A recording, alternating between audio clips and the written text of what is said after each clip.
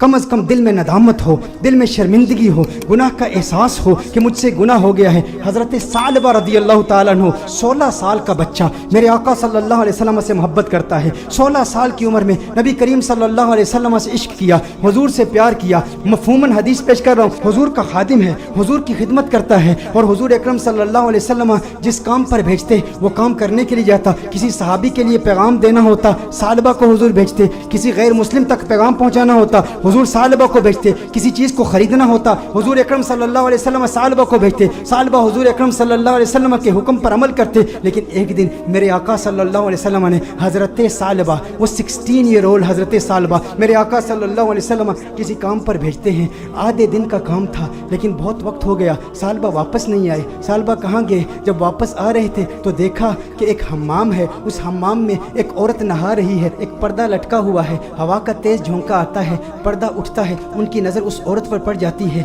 उनके दिल में कुछ रग़बत हुई, कुछ मैलान हुआ, दिल में ख़याल आया, है सालबा दूसरी नज़र तो हराम है लेकिन आज तूने किया क्या? आज तूने इस औरत को देख लिया, ये औरत नहा रही थी, तूने इस हालत में देख लिया। तेरा दावा ये है कि तू हुजूर अकरम सल्लल्लाहु अलैहि वसल्लम का ग़ुलाम है। इतनी कम उम्री में अल्लाह जल्ला वाला ने तुझे इतना बड़ा मकाम दिया, इतनी बुलंदी दी। दुनिया तुझे खादिम मुस्तफ़ा कहती है, दुनिया तुझे हुजूर अकरम सल्लल्लाहु अलैहि वसल्लम का सहाबी कहती है। हुजूर का खिदमत गुजार होके इस औरत को तूने देखा। सालबा पर रिक्कत तारी हो गई, इस कदर रोए, चेहरा आंसुओं से भीग गया। सालबा रोते हुए अपने आप से ये कहते हैं, हो ना हो मेरे आका सल्लल्लाहु अलैहि वसल्लम पर ये वही नाजिल हो चुकी होगी, अल्लाह ने कलाम किया होगा कि सालबा मुनाफिक हो गया है। हुजूर अकरम सल्लल्लाहु अलैहि वसल्लम की खिदमत में रहने वाला और इस तरह इस औरत को देख लिया, अल्लाह जल्ला वाला कि वही आ चुकी होगी, किस मुंह से हुजूर की बारगाह में जाऊंगा। है सालबा अब तू इस बात का हकदार नहीं कि तू हुजूर की बारगाह में जाए। उस 16 साल के बच्चे के जहनी ख्यालात और उसके जहनी इर्तिका को ज़रा चश्मे तसव्वुर से देखें, तखय्युल बांधें कि उसको अल्लाह जल्ला वाला ने कितनी फिरासत दी, किस कदर नदामत, शर्मिंदगी, शर्मसारी की कैफियत उसके दिल में पैदा हुई। ये शर्मसारी की कैफियत कि हमारे दिल में भी है, हम इंसान हैं, गुनाह इंसान से हो जाता है, लेकिन गुनाह के बाद हमारा रिएक्शन क्या होता है? हम क्या ढीठ हो जाते हैं? एक गुनाह हो तो उसके बाद 10-10 गुनाह करते हैं। घर में तन्हाई में पोर्नोग्राफी देखने वाले भी इस बात पर गौर करें, औरतों से बातें करने वाले भी इस बात पर गौर करें कि जिसके दिल में डर हो, जिसके दिल में खौफ हो, जिसे हुजूर का कुर्ब मिला हो, उसके दिल की कैफियत कैसे बदलती हैं। सालबा रज़ी अल्लाह ताला अन्हु रो रहे हैं, उन पर रिक्कत तारी है, हुजूर की बारगाह में हाजिर नहीं होते। सालबा कहाँ जाते हैं? पहाड़ पर जाके इबादत करते हैं, अल्लाह को याद करते हैं, रोते हैं। अब नबी करीम सल्लल्लाहु अलैहि वसल्लम ने नमाज पढ़ाई, सलाम फेरने के बाद अपने सहाबा से हुजूर ने खिताब किया, है सहाबा सालबा कहाँ है? एक काम पर भेजा था। सहाबा अर्ज करते हैं, या रसूलल्लाह सल्लल्लाहु अलैहि वसल्लम सालबा तो आधे दिन का काम था, अभी तक वापस आए नहीं, अभी वापस पहुँचे नहीं। नबी करीम सल्लल्लाहु अलैहि वसल्लम ने इरशाद फरमाया,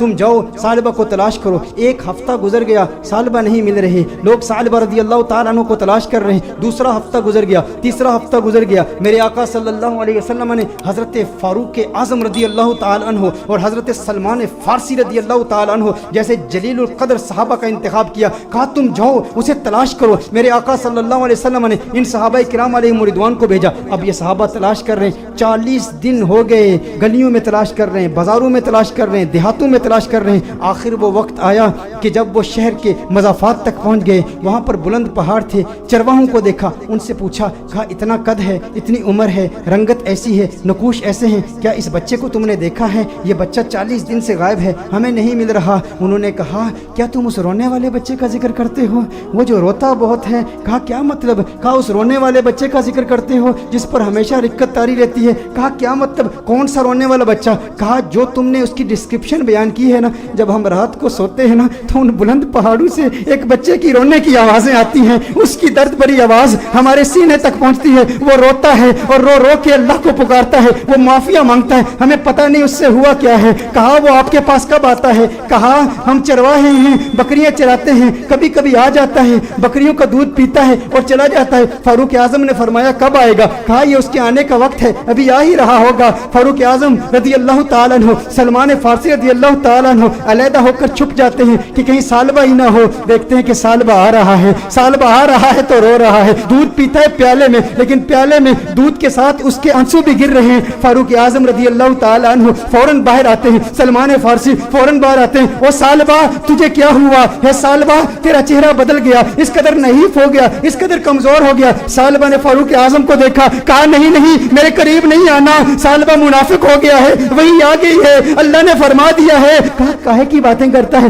کیسی باتیں کرتا ہے؟ کہا نہیں نہیں میں اس لائق نہیں کہ تم میرے قریب ہو جاؤ, میں جانتا ہوں حضور تک پیغام آ گیا ہے, میں ڈرتا ہوں. کہا سالبہ ہمارے ساتھ ہو. فاروق اعظم نے فرمایا ہمیں حضور کا حکم ہے. سالبہ نے بھاگنے کی کوشش کی, کہا کس منہ سے آقا کی بارگاہ میں جاؤں, اس چہرہ بددعا کو بھی دیکھتا ہوں اور ان حسیناؤں کو بھی دیکھتا ہوں. کہا سالبہ آقا کا حکم ہے. فاروق اعظم نے فوراً سالبہ کو پکڑا, حضور کی بارگاہ میں پیش کرتے ہیں. سالبہ کمرے میں جاتے ہیں, اس قدر بیمار ہیں, اس قدر کمزور ہو گئے ہیں, ایک صحت مند بچہ اس قدر کمزور ہو گیا رو رو کے. سالبہ رضی اللہ تعالیٰ عنہ 40 دن مسلسل پہاڑوں میں روتے رہے, اب کمزوری کی وجہ سے بیٹھ بھی نہیں سکتے, بستر پر لیٹ جاتے ہیں. اور پھر اس کے بعد میرے آقا صلی اللہ علیہ وسلم کمرے میں تشریف لاتے ہیں.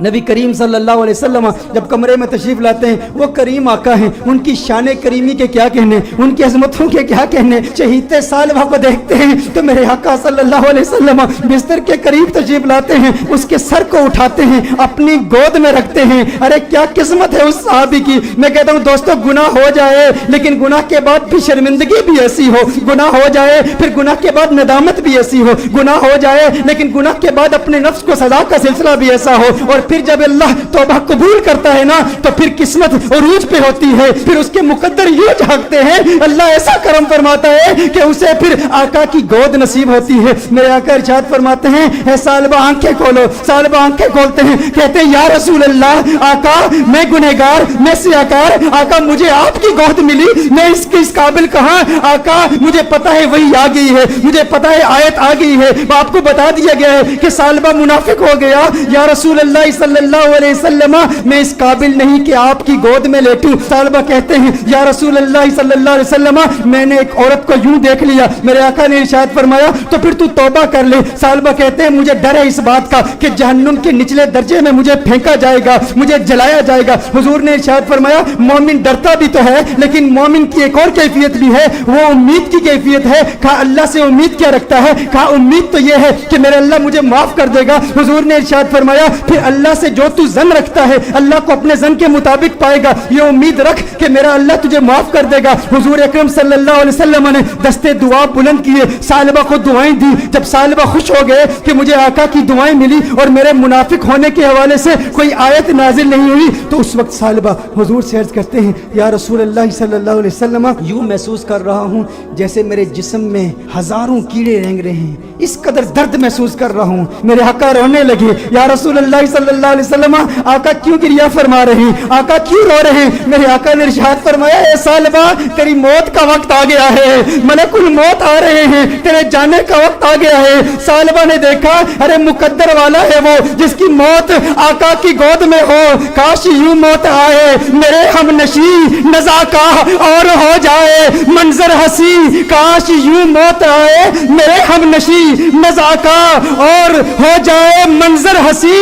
وہ ادھر اپنی زلفیں سوارا کریں اور ادھر دم ہمارا نکلتا رہے. ارے کیسا قسمت والا ہے, آقا کی گود میں سالبہ کی موت واقع ہو گئی, سالبہ کی روح قفس انصری سے پرواز کر گئی. میرے دوستو یہی پیغام ہے, اگر چاہتے ہو آقا کا کرم ملے تو آج میلاد کی محفل کا یہ پیغام لے جاؤ کہ غم کا ایک سبب گناہ بھی ہے. اگر تم گناہوں سے توبہ کرو گے ڈپریشن ختم ہو جائے گی, حضور کا پیار ملے گا, حضور کی محبت ملے گی, حضور کا عشق ملے گا. والدین کو وقت دو, اپنے بچوں کو وقت دو, نمازوں میں استقامت حاصل کرو, گناہ جو کیے ان سے توبہ کرو, جو نمازیں قضا کی ہیں, جو روزے قضا کیے ہیں ان کی قضا عمری کرو, حسن اخلاق سے پیش آؤ. جو رشتہ دار ناراض ہیں صلہ رحمی کے جذبے کے ساتھ ان سے ملاقات کرو, وہ پوچھے کیا ہو گیا ہے, میرے گھر میں آج کیوں آیا ہے, کبھی نہیں آیا. کہا تجھے نہیں پتا کل کنز الہدیٰ میں محفل میلاد ہوئی تھی, آقا کا میلاد ہوا ہے اس لیے آیا ہوں. ارے جس سے مل رہا ہے ویسے تو تیرے چہرے پر 12 بجے ہوتے ہیں, آج مسکرا کیوں رہا ہے؟ کیوں مسکرا رہا ہوں؟ کل حضور کی میلاد کی محفل تھی,